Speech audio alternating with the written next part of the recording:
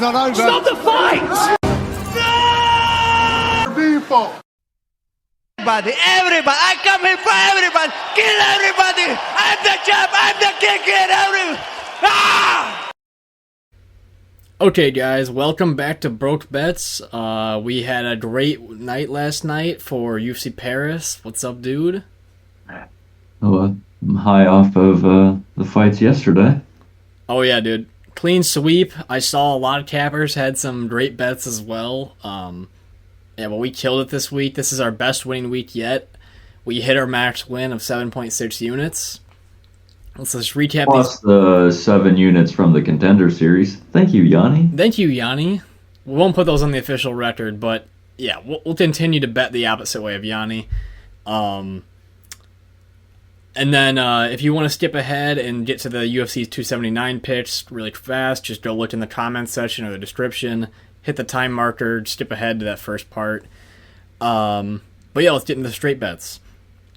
So yeah, I picked Fares Ziam in this fight as an underdog, and I bet him. And I was kind of confused how a lot of people were thinking Fedolak was going to be so far ahead in this fight. The grappling, Ziam was the better grappler, and I think that was what everyone thought the hole in his game was. But he's also a very big lightweight. He pretty much just overpowered Fedolak, outstruck him when needed. Outmuscled him in the grappling department. Yeah, that was easy money. That was a great line for him too. And then Nasrat had pressed. As I talked about this fight, I was nervous that how the judges might score this fight. And again, John is kind of like avoidant, but it was pretty clear that Nasrat was doing the more damage here. And another easy cash. The straight bets, I think the last 2 weeks have been pretty sharp, so it was pretty nice. Into parlays. I always like this two parlay structure, 2 at plus money. Just if you win one, lose one, you're still going home with something. If you win both, you go home with a lot. So yeah, Denis, dominance, Whitaker, people's champion pretty much, and then Gane getting it done as he is. I think he's the best heavyweight. I mean, Ngannou obviously can still wrestle him, but I think he's still the best heavyweight. Imanov. I was actually kind of surprised how Buckley's chin held up, because Imanov hit him with some great counters, and props to Buckley. He showed up and put on a good fight. And then Magomedov, Abus made fucking easy work of Dustin. And then you had your rounds bet here, and you're... Gone, and then Whitaker and Vettori over 2.5. In the third round, when Whitaker hit Vettori with that head kick, there's like 1 minute left for my over to hit. Yeah. He like stumbled Vettori, which made me super nervous. Bro, he hit like Vettori with like 4 of those head kicks, and you're just like, oh shit. Yeah. and Gone, he got knocked down, but he recovered, which was really good to see. I was texting my brother about this fight too, and I was saying that I thought that Rob did 10 times more damage to Marvin than Izzy ever did. Which is like just funny to think about. Yeah. Izzy, I mean, he really only leg kicked him. Yeah. And then moving down, Charles Jourdain, Nathaniel Wood starting round 3. I was sweating that one. Jourdain got hurt a lot in that fight, and they just had an insane pace. And then Abus, I had no to distance. Minus 140 is an insane line looking back at that fight. It could even be that. Obviously could have gone shorter, but hey, it was still a great win. And then you finish it off here. Yeah, Kai and Gone over 1.5 with Whitaker. Yeah, Whitaker, in my opinion, won all 3 rounds and dominated. And then over 1.5, Gone likes to, ease into the fight. Yeah, slow first round. And that cashed pretty easily. Yes, sir. So let's get into the picks and put together some good bets for next week. Yes, sir. Yes, sir. Okay, for the first fight of the night, we have Darian Weeks versus Yohan Lainesse. We're looking at Weeks here. I think he's a slight favorite, but just the way Yohan's last fight ended, it's kind of hard to leave a pick on him, Right. Yeah, Yohan is 30 years old, but he looks like he's like 50. And Gabe Green is pretty identical to Darian Weeks in my mind. They're very durable, and yeah, I could see Yohan winning the first round and then gassing himself out again, and Darian Weeks winning a decision or knocking out Yohan in the later rounds. I'd say Weeks is just a bigger Gabe Green, probably with a little bit better of a chin as well. And if you look at the performances of Gabe Green and Darian Weeks against Ian Derry, I thought Darian Weeks did better than Gabe Green did. And we thought that would be a similar matchup, and it was. Yohan has, like, awkward power, but his shots you can also see coming from a mile away sometimes. Like, he just charges up his right hand, and he swings like a goddamn idiot sometimes. So, like, I think Darian's just in a, he might lose the first round, like we we're saying, and then, like... He might get dropped in the first round, too. Yeah, he might get dropped. I mean, and then I would assume that Yohan will give up like the last one he did. Like, when Gabe Green was putting punches on Yohan in their second round last fight, he wasn't even, like, hitting him super hard. It was just, like, a couple body shots, and then he just crumpled and folded. So, I expect the same. You thinking knockout round 2 as well? Same deal? 2 or 3. Let's go 3. We'll give him a little extra time. Maybe he'll learn from his last loss, but yeah, Darian Weeks, KO round 3. Okay, for the next fight of the night, we have Elise Reed versus Melissa Martinez. Looking at untrusty Elise Reed and a UFC newcomer. What's your first thoughts here?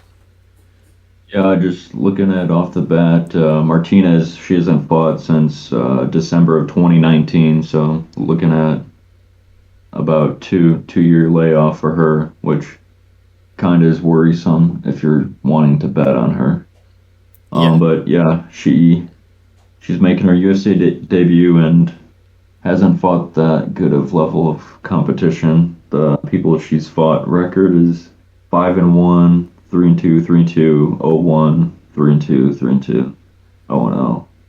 Yeah, and she came into this with a split decision win in her last fight, and also it was 3 years ago since she last fought or whatever, but she was also 22 at the time, so she's 25 now. Maybe there's something else going into play. I don't know. Who knows if she was like a mom or some shit. But Elise Reed in her last fight looked god awful.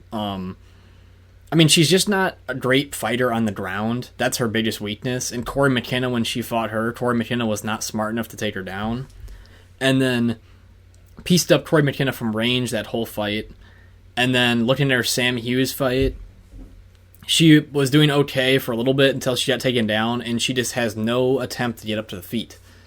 But on Melissa Martinez's side, I haven't seen her take anybody down. So for that reason, I'm going to stick with Elise Reed and her UFC experience. I think we're going to pick a lot of dogs on this card coming through, but Melissa Martinez, from watching her film, she doesn't show a lot of strength. I don't think that takedown portion of the game's going to come in unless she's got great body lock takedowns, which women's MMA fighters really struggle with.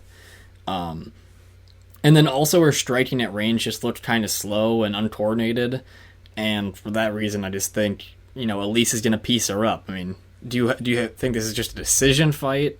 I see it going the distance.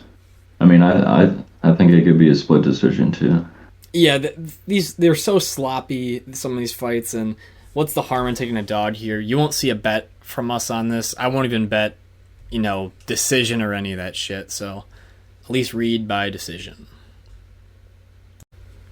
Okay, for our next fight, we have Chad Anheliger versus Heili Alateng.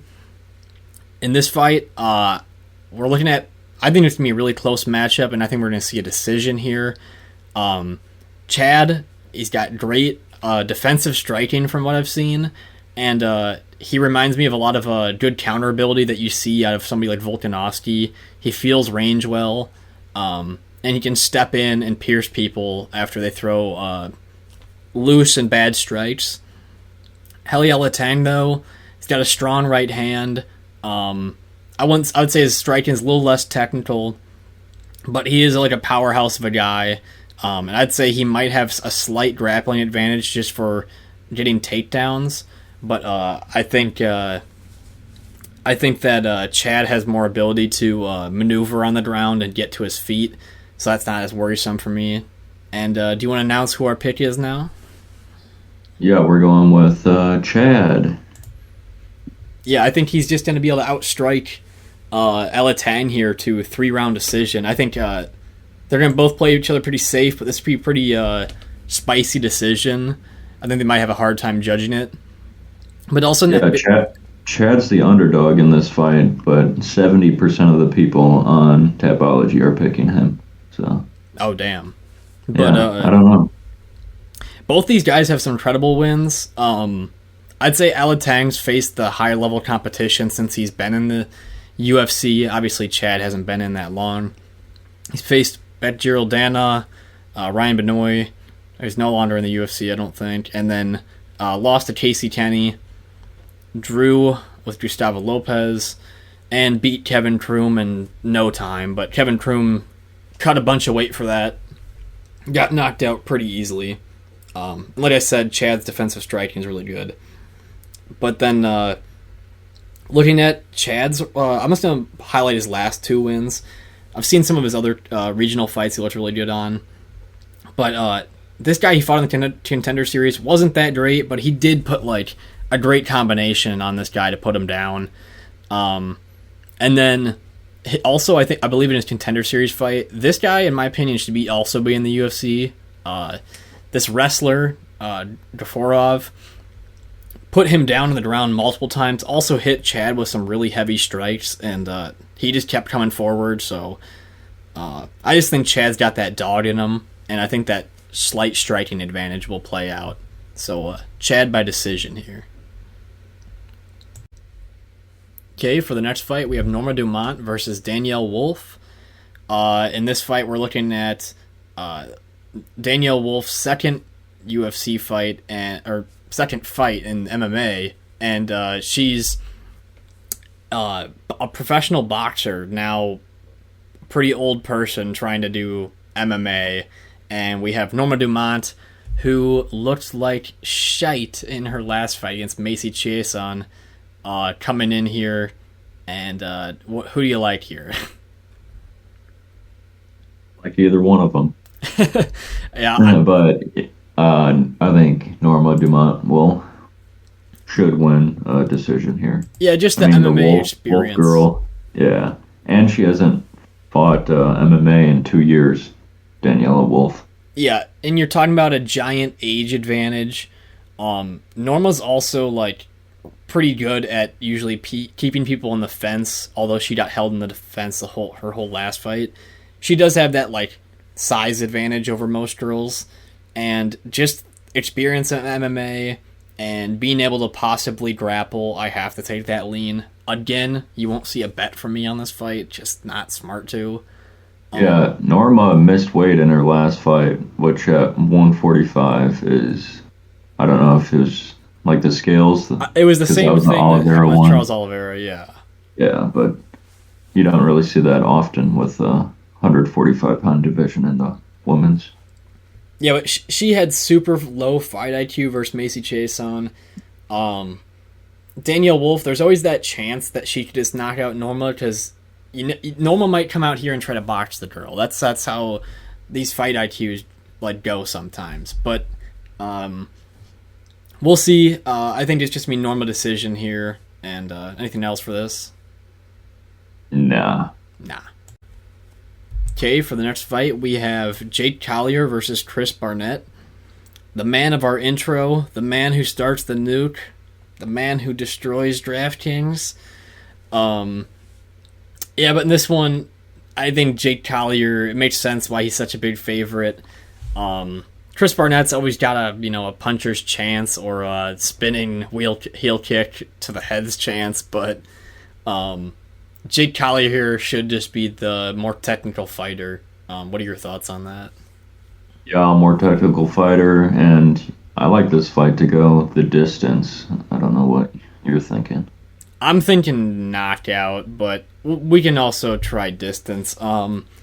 Something I like about Jake Collier is, compared to Chris Barnett, is that Chris Barnett turns his back to his opponents a lot. He'll run across the cage to get away from them, turn his back on them. Jake kind of, like, stalks his opponents, and, like, you kind of saw that in the Andre Arlovski fight, which a lot of people thought he won. He kind of stalked Andre the whole fight, beat Chase Sherman, beat another can, but just Chris Barnett, he got beat up by Martin Boudet pretty bad. Won versus Jean Vellante. Jean Vellante is hardly an opponent. I don't know, I have a hard time seeing Chris Barnett pull this one off. But hey, if he hits that spinning heel kick and does a big boy cannonball slam on the mat again, I'll put him in the intro another time. Or an outro, something like that. Yeah, Jake Collier's been flip-flopping wins and losses. Oh, yeah, yep. Winning, losing, winning, losing, winning, losing. MMA math. I just think he'll outbox him. And if it comes to the ground, I think he'll just lay on him and put some damage on him if needed. So, do you want knockout or decision then? I mean, I'd lean decision for this one, but up to you. All right, we'll do decision. That's Jake Collier by decision. Okay, for the next fight, we have Jamie Pickett versus Denis Tiuliulin. We broke this one down before. I can't remember when he got canceled. It was a while ago, though. We picked Jamie Pickett in the last matchup. I think we're just going to stick with him here. He's got some advantages here. He's got a bigger reach, a little bit of a height advantage. He also has an insane leg reach. If you've seen this guy's torso, it's tiny. He's not the smartest fighter, not the greatest fighter, but I think he can just hold range and touch up Denis here to a decision. You think a decision here as well? Yeah. I don't think he's had a finish since his Contender Series fight. He's Correct. had a tough go in some of these UFC fights. But Denis Tiuliulin came in short notice as a light heavyweight, I think. Or maybe it was middleweight. It says his latest weight was 185. Against... that was on the Blades... Dawkins card, yeah. He got choked out on short notice in that one. He looked kind of slow, although he had some decent moments. He was a giant underdog for that fight. But for the most part, I think both these guys are kind of low level. It's kind of a weird fight to put on a pay-per-view. They just kind of need a filler fight for this. So we'll take the slight favorite in Jamie Pickett to outstrike him to a decision, but I'd say 29-28, or maybe even a split decision. Okay, for the next fight we have is Jailton Almeida versus Anton Turkalj. I don't know how to say his name. This Anton guy, he fought on the Contender Series. He was on the first fight of the week when they say be Joe Pfeiffer. He looked like garbage. He faced some Brazilian guy who had an okay jiu-jitsu, but he had really bad wrestling and got taken down a million times. Anton also got hit like flush on the chin multiple times. His striking is unbelievably slow. If you watch his hand speed, it's really, really slow. Although he likes some unconventional strikes. He likes to do flying knees. He's got a good spinning back fist knockout, but again, the hand speed before that, if you see it, is very slow. But he mostly likes to take the fight to the ground. As you maybe saw in his Contender Series fight, he didn't get signed for his performance because he didn't do anything the whole fight. But on Jailton Almeida's side, this guy is a murderer. He's, I would say, a future champion in the UFC. Insane wrestling, grappling. He can stand up with people. He hits really hard. I'm thinking Almeida knockout. Do you like that? Yeah. Probably get the fight to the ground and get some ground and pound. Yeah, it's either take him straight to the ground. I could see Anton even getting caught on the feet real fast, but man, Jailton's speed, if you watch this guy shoot a takedown, it's one of the fastest you'll ever see. Like, Khamzat Chimaev and him have this speed for takedowns they shoot so fast. I just give Anton no chance. I think the opening odds for this, I have no idea what they are. It's going to be like minus 1,200 or something for Jailton. It's going to be some large number. But yeah, Jailton by knockout round 1. Okay, for the next fight we have Hakeem Dawodu versus Julian Erosa. In this fight we're looking at Hakeem Dawodu, who's a very technical striker, makes very few mistakes, likes just to kickbox at range, and I'd say similar, not to the degree, but similar to the way Robert Whittaker just fought, in and out of range when needed, and touching people's legs and working his kickboxing. Julian Erosa, on the other hand, he's gone on a little bit of a roll here. He had one of the fight of the year contender, maybe fight of the month contenders a while ago, versus Steven Peterson. Absolutely insane pace, and this is the thing about Julian Erosa. He's not very technical, but he just puts an insane pace on people, and he's fight of the night, up for fight of the night every time he fights. Submitted Charles Jourdain. Got knocked out, though. He's gotten finished quite a few times. He beat Nate the Train with a flying knee. He submitted Sean Woodson. I mean, Woodson was picking him apart in that fight, and then Erosa just came back out of nowhere and got the submission. So Sean Woodson was dead tired in that third round, and Erosa just found a way to win. Yeah, I think Woodson put on an insane pace, but this is the thing. Like, I can't bet Hakeem Dawodu because I can't count Julian Erosa out. For this, we're still gonna pick. I think we're gonna pick Dawodu to be able to keep this fight at range and win a decision. I think that Julian can survive here, but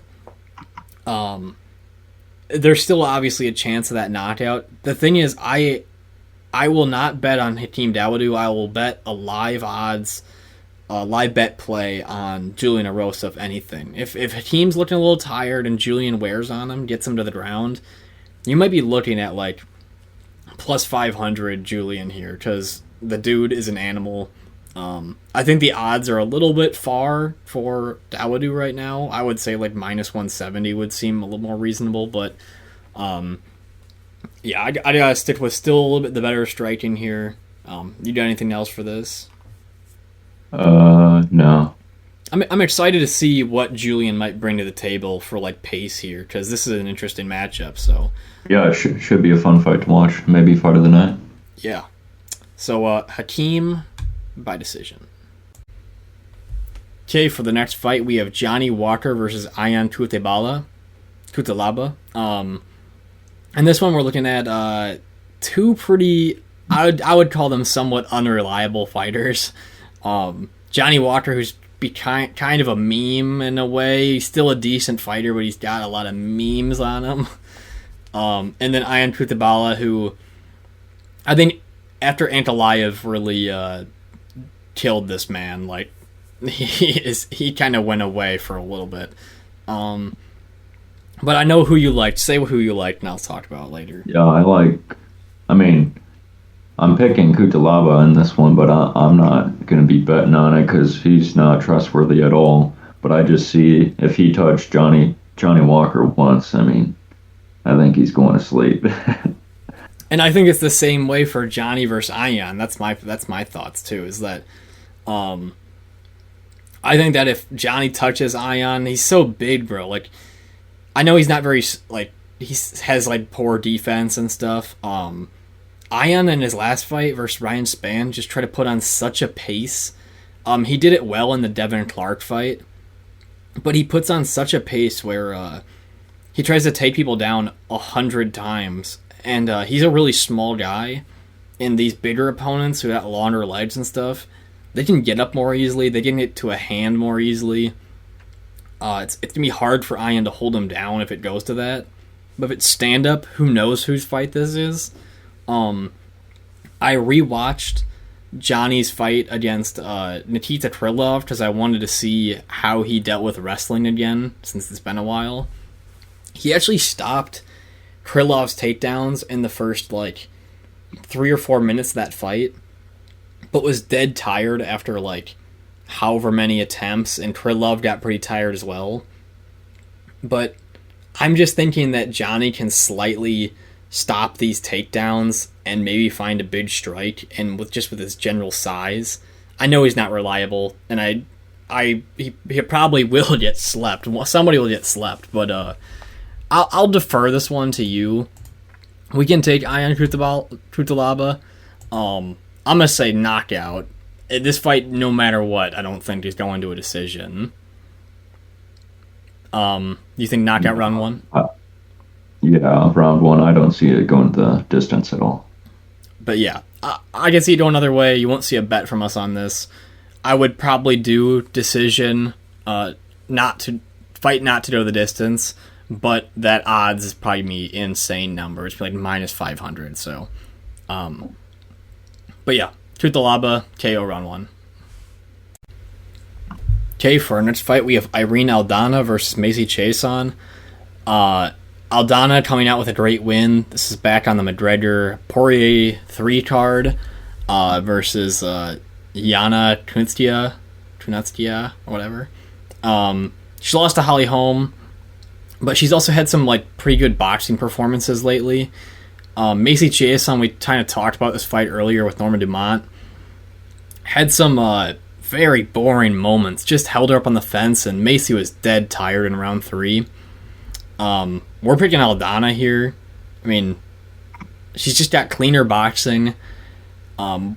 We've also thought these things about chick fights, and then you get burned because of, again, low fight IQ. But I think Aldana does have a higher fight IQ as a chick fighter. I don't want to eat my words there, but I think she's just an outboxer here, and I think she does still have a grappling advantage if she wants to use it. And I'm going to say knockout. I think she gets this done with punches. Macy isn't as technical. She likes to use her kicks sometimes, Macy, but it won't be quite the same caliber of fighter she's faced. And I just see her getting dropped and finished in round 2. You like that call? Yeah, I like that call. All right. Irene Aldana, KO round 2. Okay, for the next fight, we have Kevin Holland versus Daniel Rodriguez. Who do you like here? Yes, I like Kevin Holland in this one. I think this fight will be a stand-up fight. I mean, I like Daniel Rodriguez too. He's never been knocked out before, so that's why I lean this fight to go the distance.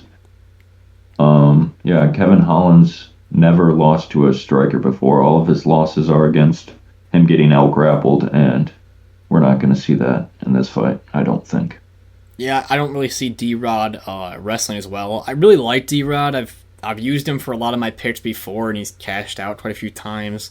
Kevin Holland, we've kind of noticed that when in the welterweight division, he has a little bit less of a speed advantage than he did have at middleweight.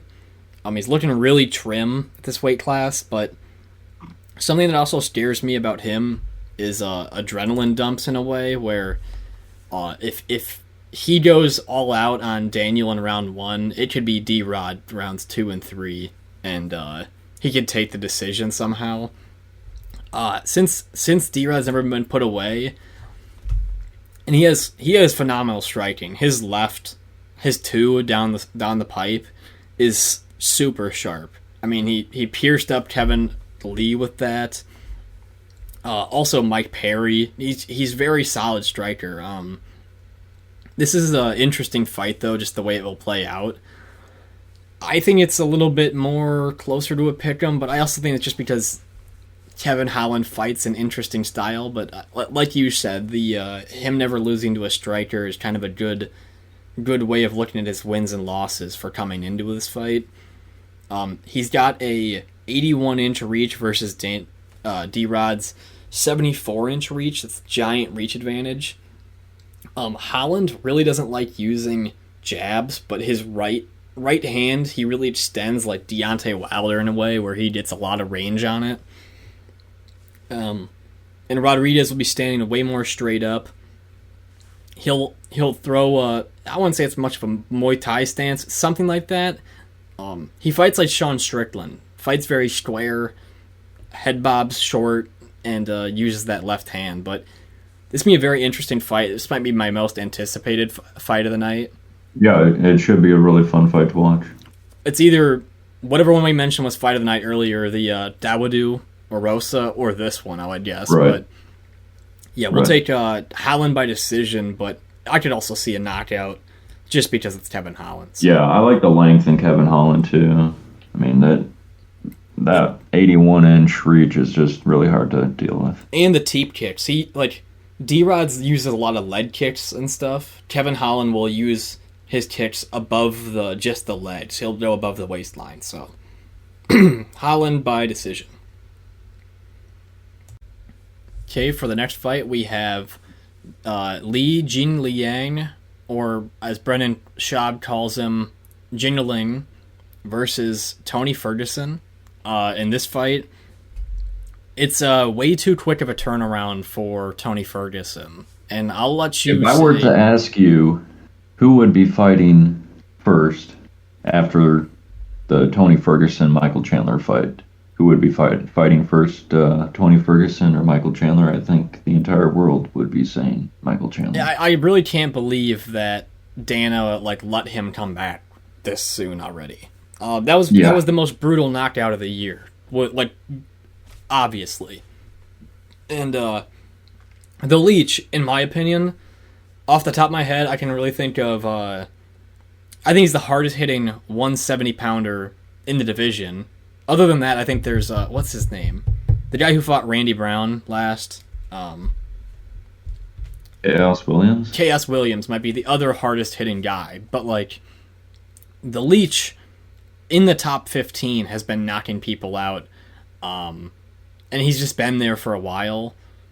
Tony up at welterweight, I wish this was a move he did earlier in this, maybe a year or two ago. Maybe not after getting brutally knocked out. What do you think this round Lee gets the knockout here? I would say in rounds 1 or 2. I mean, Jin Liang knocked out Ponzinibbio in the first round, which is very hard to do. Yeah. But he's also knocked out Salikov second round, but he also has a couple third round knockouts on his record as well. So let's give Tony a round, but this is like a bad matchup all around for Tony. I mean, he hasn't leaned back on his wrestling in forever in fights. And he's just kind of been running into punches for a lot of his career. You can't run into this guy's punches. And I also don't want to completely count Tony out, because he did look really great in that Chandler round until that happened. He had nice elbows, but there's also a giant size advantage, and he's kind of losing that here versus the Leech. I don't see the Leech Tony's on his moving back. up to 170, so Yeah. The power difference, I think, will be worrisome for Tony. Yeah, and like I said, the hardest hitting 170 or 2 you're running into. So, the Leech by knockout, round 2. And for the main event of UFC 279, we have Khamzat Chimaev, versus Nate Diaz. I wonder who you like in this fight. Yeah, I'm gonna go with Khamzat Chimaev here. Well, what gives you that reasoning? I don't know. Maybe that he's gonna smash everybody? He kill everybody. Khamzat to me is like MMA. He's like the MMA god to me. This man can do no wrong, and I will never. I don't know if I'll ever pick against him. I will probably always pick for him. Obviously, when you're facing Nate Diaz at this stage, it's gonna be pretty hard for Nate to win this one. First of all, Nate is I think Nate natural weight might be 180. I think Khamzat's gonna weigh 195 on fight day.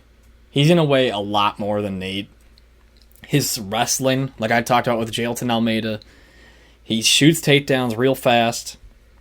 It's gonna be ground and pound time, and I'm thinking knockout. He times them really well too. What'd you say? He times his takedowns really well too. Yeah, I'm thinking knockout round 1, just from ground and pound. Yeah, I mean, and if it doesn't, I could even see elbows cutting Nate and then pool of blood and the ref just stopping it there. That's actually probably the best way it would finish, yeah. Yeah. Just the scar tissue off Nate. Right. But, like, Khamzat could submit him. I mean, Nate has, like, good jiu-jitsu and stuff, but it's just it's a strength disadvantage and a wrestling disadvantage.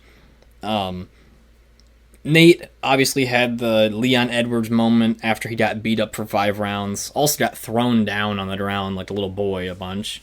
And I don't really see Khamzat, like, engaging with the stand-up, and unless it's, like, round 4 and Khamzat's tired. That's when, like, Nate can win the fight, is when Khamzat's exhausted and Nate's, like, piecing him up. But, like, again, I don't see the fight going past. What do you think go for the finish? Because Leon stumbled, but he just pointed at him instead. Yeah, I'd think that just Khamzat here is going to finish him so early, there's going to be no worries. And also, Khamzat's gas tank is really good. So, Khamzat knockout round 1. Shocker.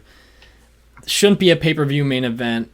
Nate Diaz shouldn't be fighting this man, but we're going to witness murder on live television, folks. And get your popcorn ready. Anything else from you? You nailed it. Thank you. All right, guys, these were our picks for UFC 279, Chimaev versus Diaz.